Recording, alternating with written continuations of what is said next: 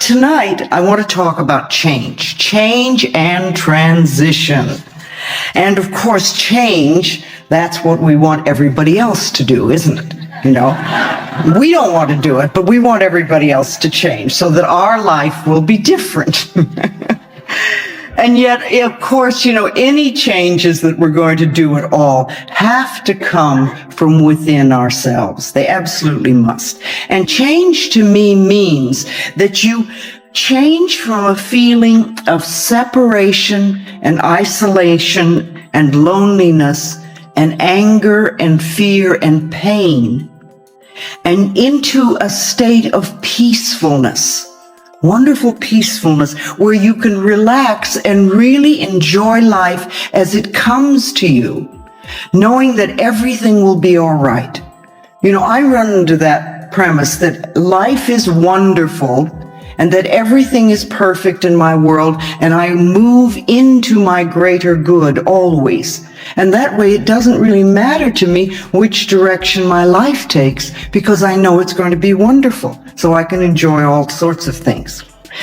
Gerald Jampolsky says that love is letting go of fear, and there is either fear or there's love. And if you're not in a love space, if you're not coming from the loving space of the heart, then you're in fear and all those other things like isolation and separation and things like that, and loneliness and anger. They're all part of the fear syndrome. And that's really what we want to change from. We want to move from fear into love, and to make that as more or less a permanent state for us. Even the planet itself these days is very much in this period of change and transition. We see it all around us. We're going from an old order into a new order. And some people say it began with the Aquarian age, and at least the astrologers like to describe it that way. But to me, astrology and numerology and palmistries and all those other various methodologies are just ways of describing life. They explain life in a slightly different way, and people use different language to do this.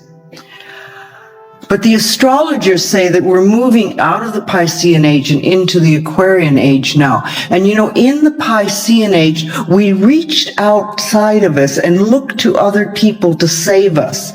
We looked for other people to do it for us. But in the Aquarian age, which we're entering now, people are beginning to go within and find that they have the power to save themselves. And this is a wonderful, liberating thing for us. Now, some people get very frightened because it seems to be responsibility. But actually, we're discovering our ability to respond to life, not in a victim way, but in a way that gives us power. In a way that gives us power. We're finding that we're getting a connection to what the AA people call the higher power and what I call our higher self, so that we can contribute to saving ourselves. And it's a wonderful feeling when you don't really have to be dependent on an outside person, but to know that you have within you tremendous abilities to make positive changes in your life. You see, if we're victims, then we feel isolated, we feel in pain and fear, and we're always looking for someone else to do it for us. But now we're taking, as I said, responsibility for our own lives, and we're beginning to understand how we can contribute to the experiences that we have and how we can change those experiences if we don't really care for them. And of course, from the moment you decide to make a change until you get your demonstration, as we call it, or when you get what you want, we have this transitional period. And that's when we're moving between the old order and the new order. It's a time of releasing old beliefs and old habits and of learning and practicing and then living the things that we're working on. The new beliefs or the new feelings or the new methods or the new behaviors. And while you're getting those in place so that they are a natural part of your life, you're going to have a lot of vacillating in that period between the old and the new. And you go back and forth between what was and what you would like to be or what you would like to have. And if you decide that you're going to release an old belief and that you're going to create a new one, during that transitional period, you're going to go back and forth. And this is a time when we often get very angry at ourselves because it's like, well, I know all about the new. Why aren't I doing it? I must not be good enough, or I must be a bad person. But that's silly, because anything that we're learning takes time, and you go back and forth until you're really strong in the new belief, until you've gone to the complete shift. You know, you may begin to do an affirmation for something and you're doing well, and then something happens and you say, oh, I can't do that, and you go back to your old worry habit again. Well, that's just a period of vacillating. It doesn't mean that you haven't learned anything, and it doesn't mean that you're back where you started. It's just part of that back and forth thing. You're not settled in your new habit yet. And that takes a little time and a little practice and a little patience. And you want to be patient with yourself. Be patient with yourself. You know, you want to build yourself up instead of beating yourself up. There's a tremendously different image if you just think of it. Do your thoughts build you up, or do they beat you up? When you beat yourself up, you know, that's not being very loving to yourself. Sometimes we don't need to make outward changes so much as to go within and just sort of take what we already do and alter it just a little bit. Somebody was saying to me tonight that they were thinking about a new apartment and they were worrying that there wouldn't be enough money. And I said, well, why don't you start affirming there will be lots of money?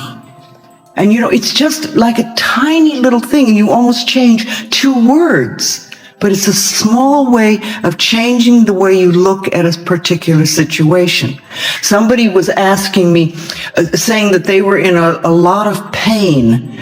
And, you know, they kept using the word pain so much. And they said, is there another word that I could use? And I thought of the time that I smashed my finger with a window. And I realized that if I really gave into it, I was going to go through a very difficult period. So the minute it happened, I started to do some mental work right away. But then I remembered I was referring to my finger as having a lot of sensation.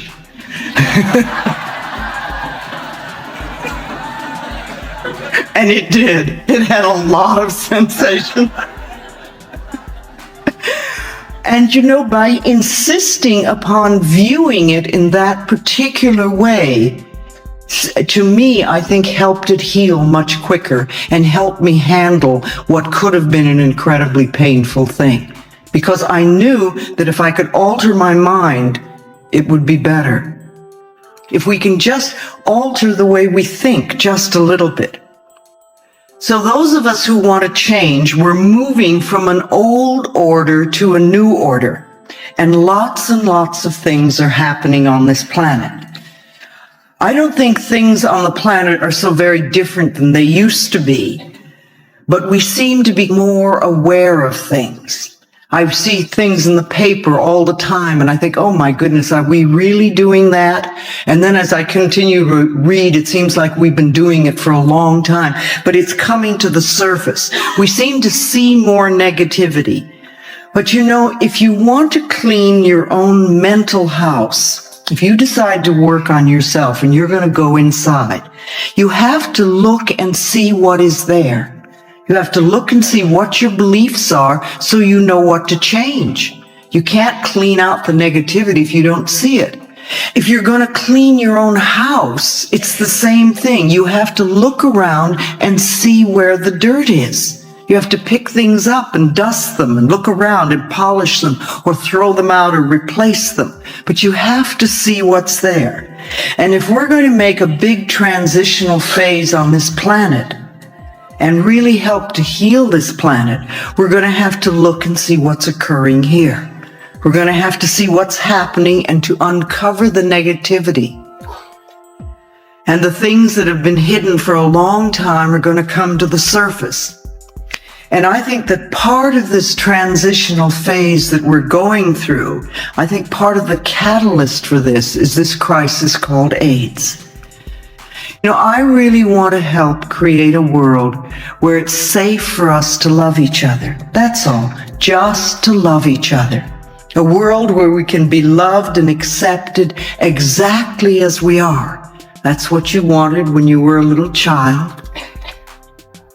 When you were little, you wanted to be loved just as you were, even if you were too skinny or too heavy, or if you weren't smart enough, or you weren't like the person across the street, or maybe you were scared, but you still wanted to be loved. And it's the same thing we're all looking for now, only we're not going to get this love and acceptance from other people unless we can give it to ourselves. When we feel good enough to be loved, then others will love and accept us too. It's really that simple. I think that we come to this planet to learn and to practice unconditional love. And it's not always an easy thing to do, but I think that's what we've come here for. To have unconditional love, first of all, for ourselves, no matter what they said or what they did to us in the past. And also to give that same unconditional love to other people, to just allow them to be who they are and to get rid of this them and us, because it's not them and us, it's all us. And we need to know that. And if we're going to heal this planet, we have to know it's all us. And there are no groups that are expendable, and there are no groups that are less than. There may be many people who are in so much pain that they're being harmful to other people. But if we can understand that acts of violence come from a person who was a traumatized child. Now, this is not to condone people who do violent things, but to understand that if we want to change them, if you want people to become loving and peaceful, then you have to teach them to come from a loving space of the heart. And you're not going to teach them that if you don't know how to do it yourself. You don't create wars and kill people. You don't beat people. You don't throw people into prisons or torture them or do things like that. You teach them to forgive and to love themselves so they'll never do those violent things again. Because you realize that people who love themselves cannot hurt themselves and they cannot hurt another person. And to me, that's the answer to world peace and harmony and all sorts of wonderful things. So to help as many people as possible learn to love who they are, it's very simple.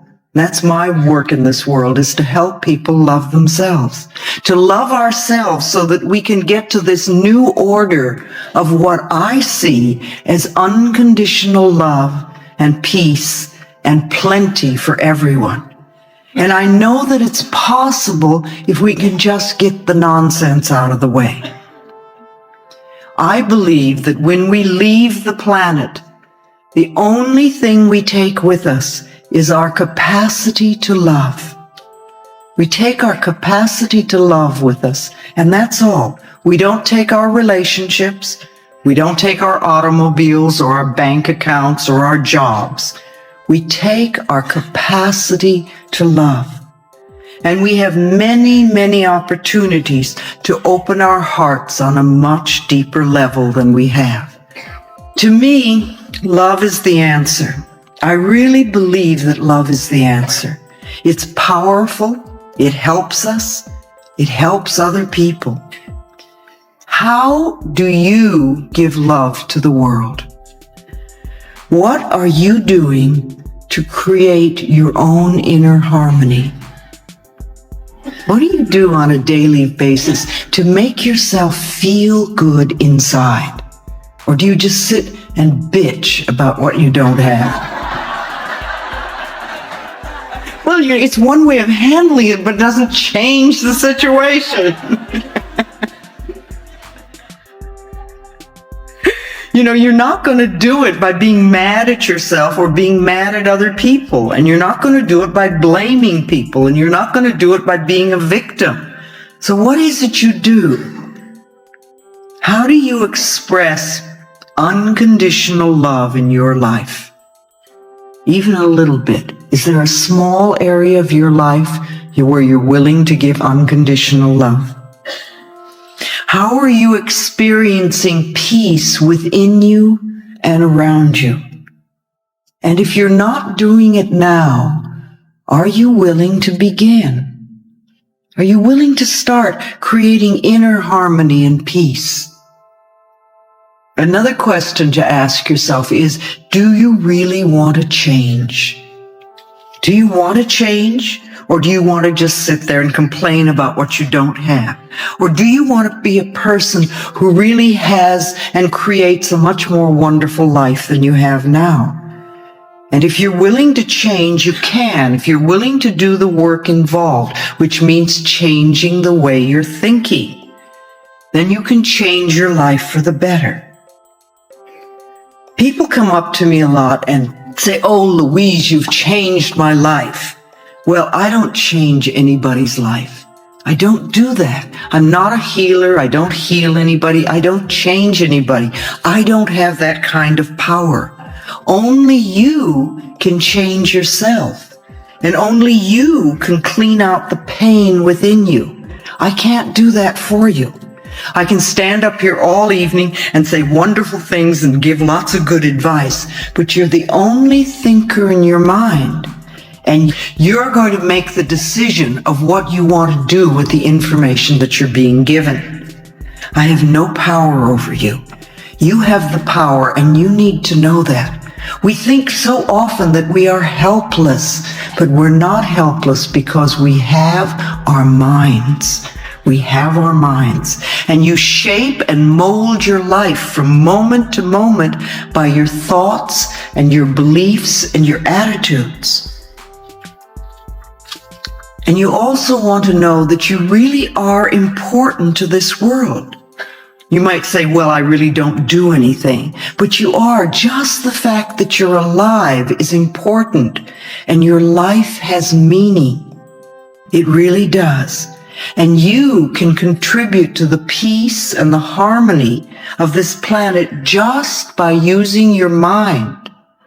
Now, some people get involved politically, and some people march, and some people do Peace Corps, and some people help feed the homeless and do all sorts of things, and that's fine.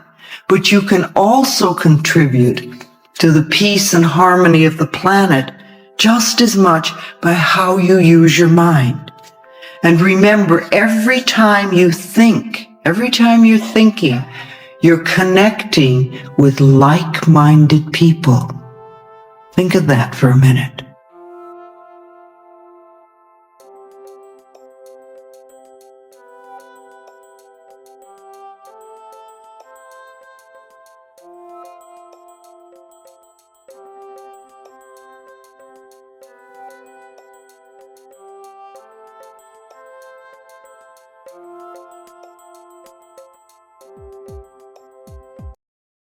Hello wonderful souls, welcome back to Mindfulness Practices, the space where we explore the power of words and thoughts to uplift and express. I am Shakib, your guide on this journey to a clearer and more peaceful mind.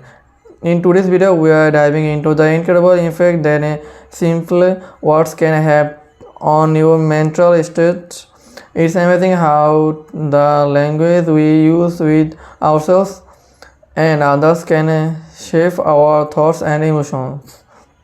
So grab a cozy spot, take a deep breath, and let's explore these simple words that can be a blame for your mind. Our first magic verse in thank you. Gratitude has the power to shift your focus from what's lacking in your life to what you already have. When you express gratitude, you create a positive energy that attracts more positivity. Try incorporating a daily gratitude practices into your routine and watch how it transforms your mental landscape. The next verse is I am enough in a world that often tells us we need to be more, do more, and have more. Reminding yourself that you are inherently worthy just as you are can be incredibly liberating.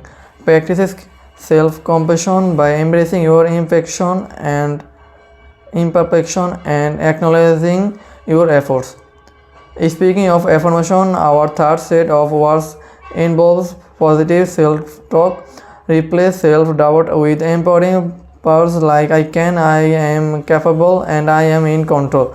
This affirmation can create a positive mindset, boost confidence, and set the tone for a successful day. The parts let it go is a powerful reminder to realize what no longer serves you. Holding on to negative thoughts and emotions can culture your mind. Practice forgiveness both of yourself and others, and allow a space for new positive energy to flow into your life. As we wrap up today's journey into the world of transformative words, remember that the language you use can be a powerful tool in cultivating a peaceful and clear mental state. Try incorporating these simple words into your daily life and observe the positive sensing they bring. If you enjoyed this video, don't forget to give it a thumbs up, subscribe for more content, and share it with someone who might need these uplifting words. Until next time, stay positive and keep shining. This is Shakib signing off from Mindfulness Practices.